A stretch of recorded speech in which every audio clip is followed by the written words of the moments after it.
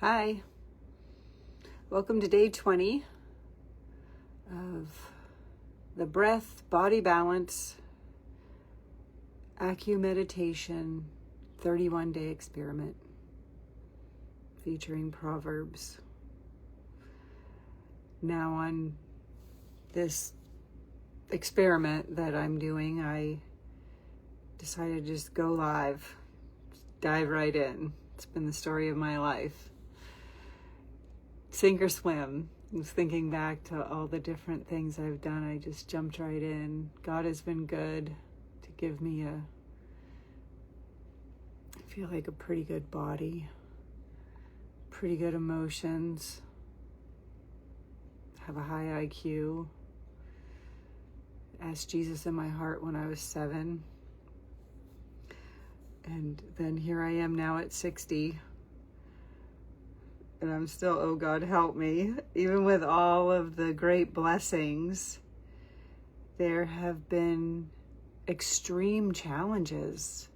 The stories in my life of the extreme is hard for me to even believe. I have really gone silent, especially the last 12 years. I just feel like I can't even speak of a lot of things. And anyway, I wanted to let you know too, this is the third day on the second half. So on Facebook, since this is an experiment, I'm going live. This event only allowed me to go for 2 weeks, or maybe it was 15 days or something. So we may have to break it up into 3 parts. So if you're seeing this and wondering where the other 2 weeks are, it's in a previous event, and hopefully anyone that is seeing the previous event will be able to find this in the second half. So it's disconnected. It looks like there may be 3 total. So again, there's a breath, body balance. There's 3. We have a beginning, middle, end. I really have found solace in recognizing that each season has a beginning, middle, end, or sometimes I like to say the home stretch, the finish line. We're almost there. I'd like to read this little, it's going to be backwards, of course, right? It's in this little Bible, because it's a women's devotional Bible. It has authors that give a little reading. And today I'm going to start with this titled article. It's titled Loneliness. Today is October 20th, and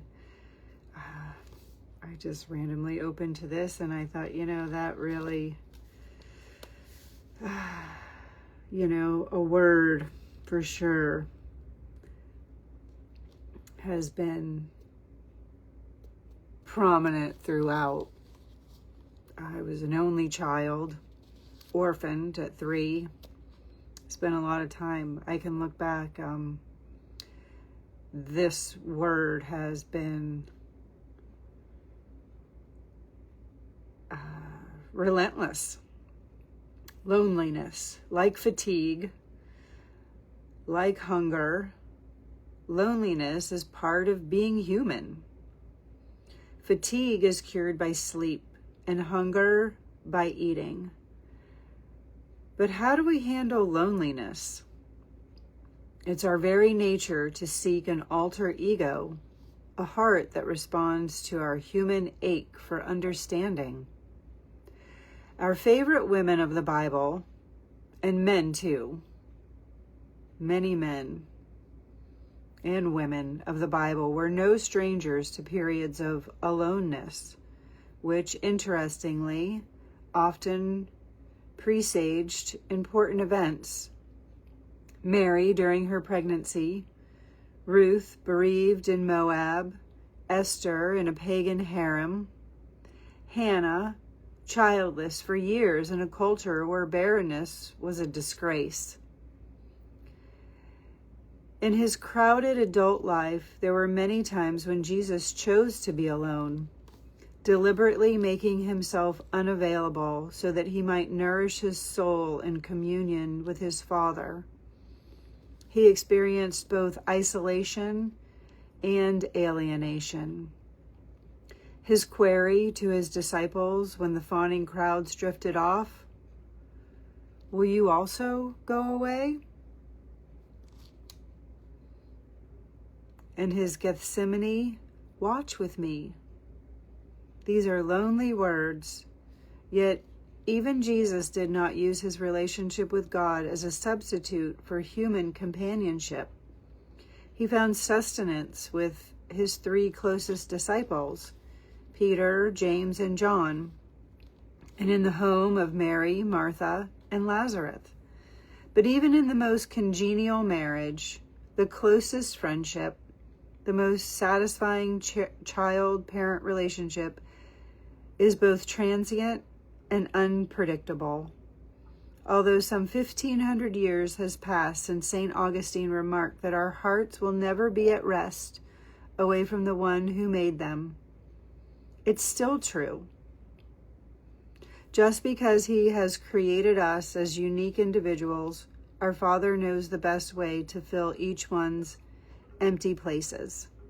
It is only God who can fill our deepest longings, who never has an appointment elsewhere, who never replaces us with someone he likes better, who promises never to leave us totally alone. He is the only one who wants to be and always can be the unfailing companion on our journey. That was written by Ginny Andrews.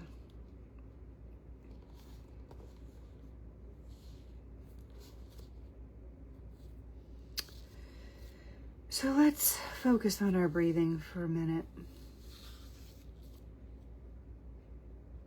Breath in every language is from the root word spirit.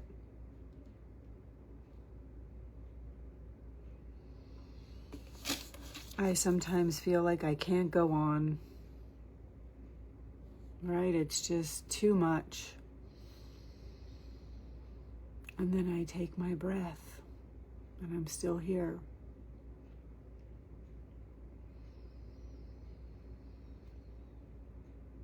You know, the acupressure, acupuncture, meridians, the lines in the body, they're Chinese. Asia, India, I learned Vishnu Ghosh is a physical therapist from India. He's passed long since, and his brother, Yogananda, I love to say, Yogananda means yoked with joy.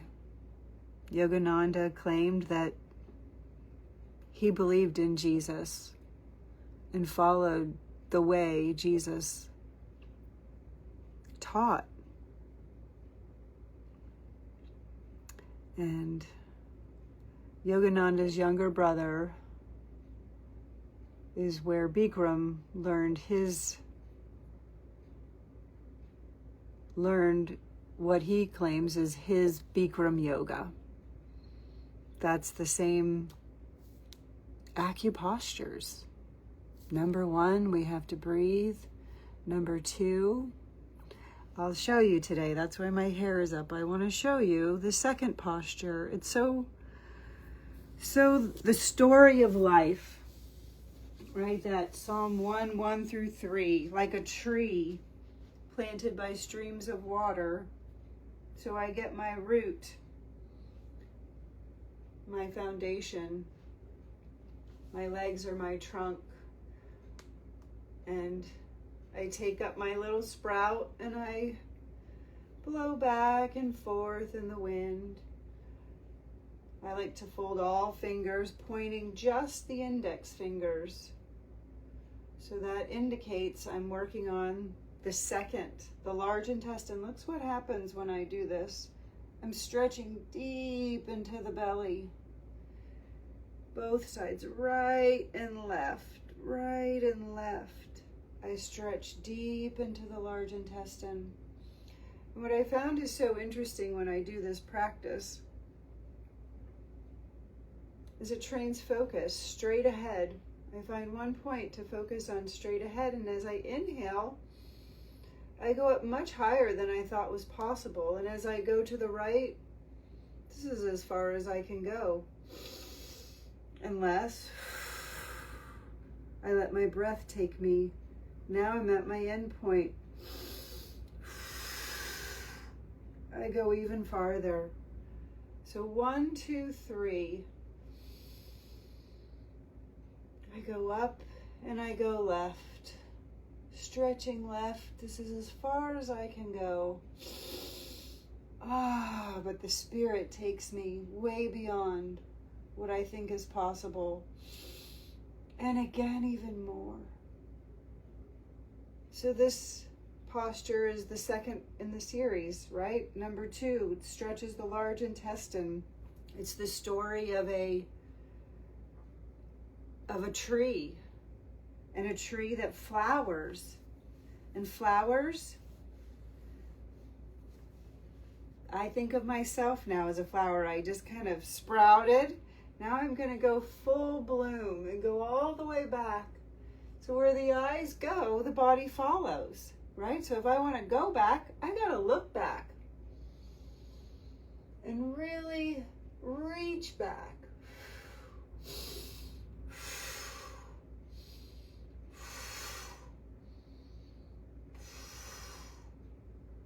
Woo, right? And then after a flower fully blooms, it dies.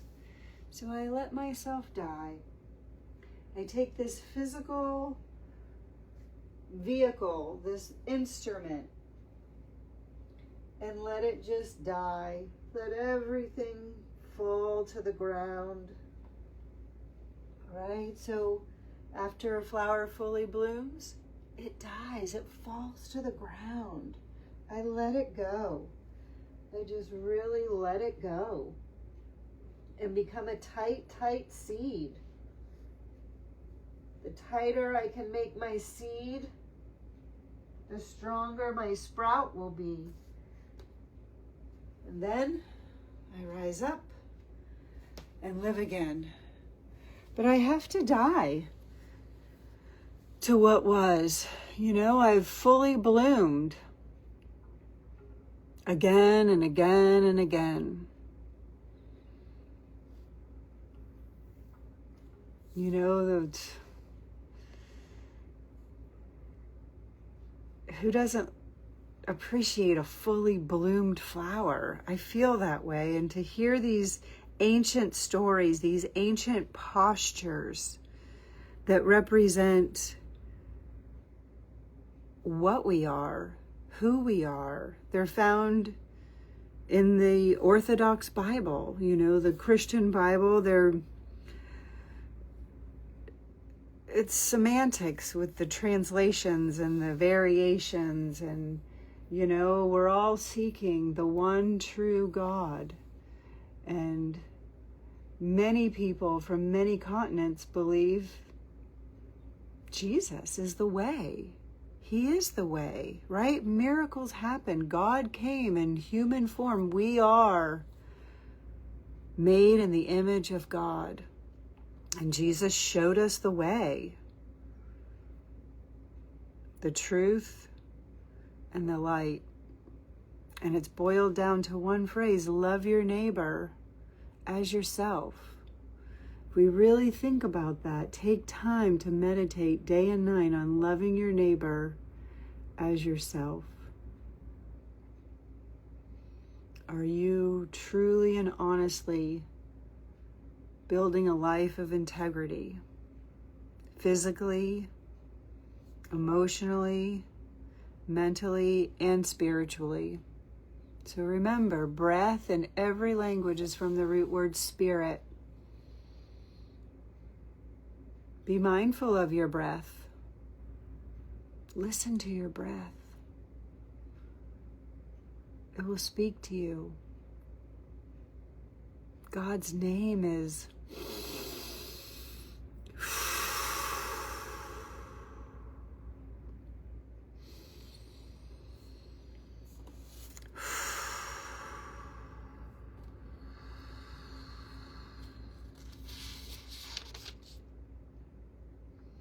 all right. Proverbs 20. Wine is a mocker, and beer a brawler. Whoever is led astray by them is not wise. A king's wrath is like the roar of a lion. He who angers him forfeits his life. It is to a man's honor to avoid strife, but every fool is quick to quarrel. A sluggard does not plow in season, so at harvest time he looks and finds nothing. The purposes of a man's heart are deep waters, but a man of understanding draws them out. Many a man claims to have unfailing love, but a faithful man, who can find? The righteous man leads a blameless life. Blessed are his children after him. When a king sits on his throne to judge, he winnows out all evil with his eyes. Who can say, I have kept my heart pure, I am clean without sin? Differing weights and differing measures, the Lord detests them both. Even a child is known by his actions, by whether his conduct is pure and right. Ears that hear and eyes that see, the Lord has made them both. Do not love sleep, or you will grow poor. Stay awake, and you will have food to spare. It is no good, it is no good, says the buyer. Then off he goes and boasts about his purchase. Gold there is, and rubies in abundance, but lips that speak knowledge are a rare jewel.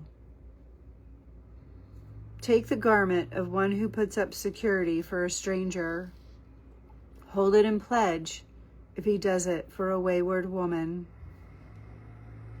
Food gained by fraud tastes sweet to a man, but in the end, he ends up with a mouthful of gravel. Make plans by seeking advice.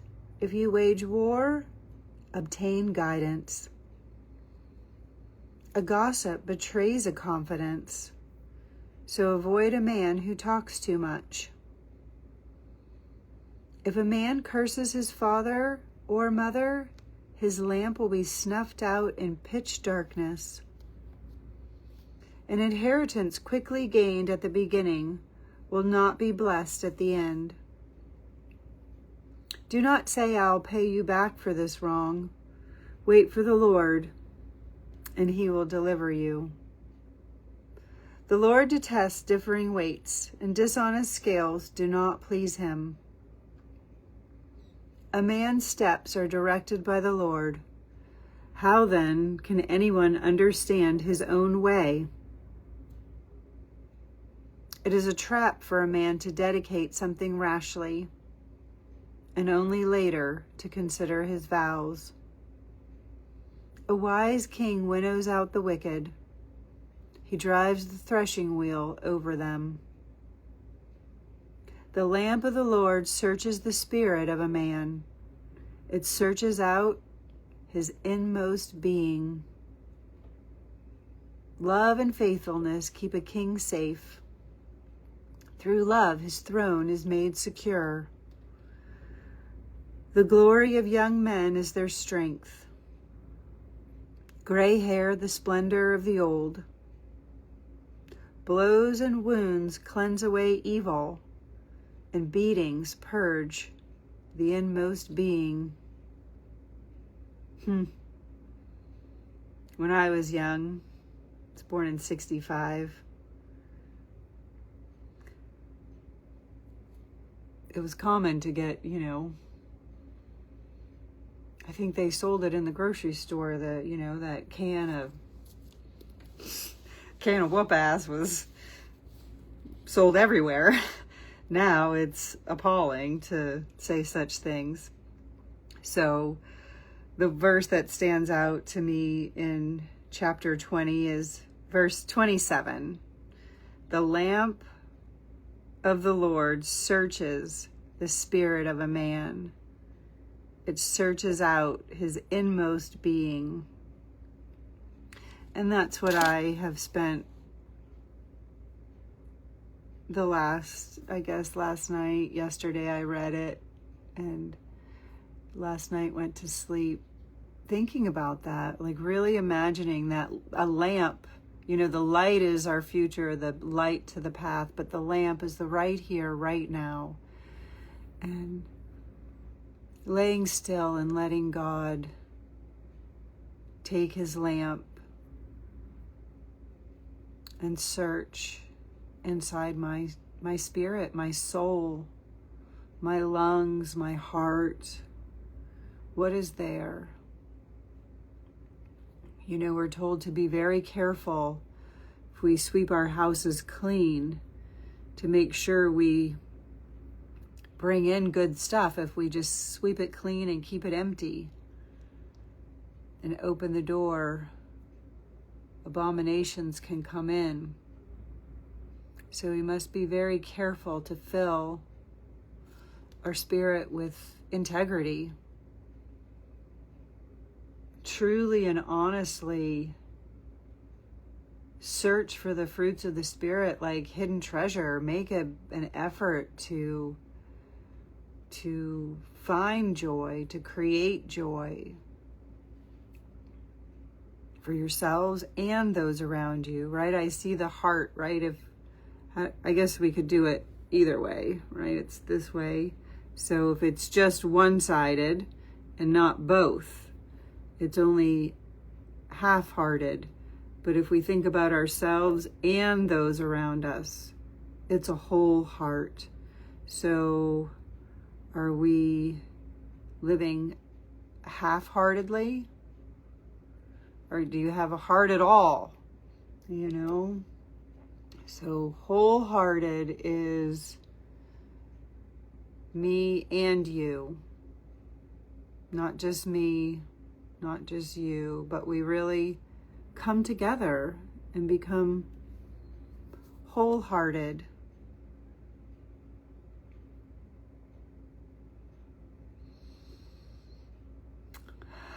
So Jeremiah 33:3, call to God and allow him to answer us. The great and unsearchable things we do not know. There are so many mysteries, so many things not known. So question it. Don't be afraid to ask questions. Sometimes people don't respond well to questions. I have a lot of questions, and sometimes people get irritated. But I gotta let that go. Right? Just let it go. Bloom again. So thanks again for listening, being here, and may we find lots of flowers on our path today. Let's leave pictures of flowers. There's my sailfish. For my 27th birthday. I caught that on my 27th birthday. And so anyway, hope you enjoy the day and take care.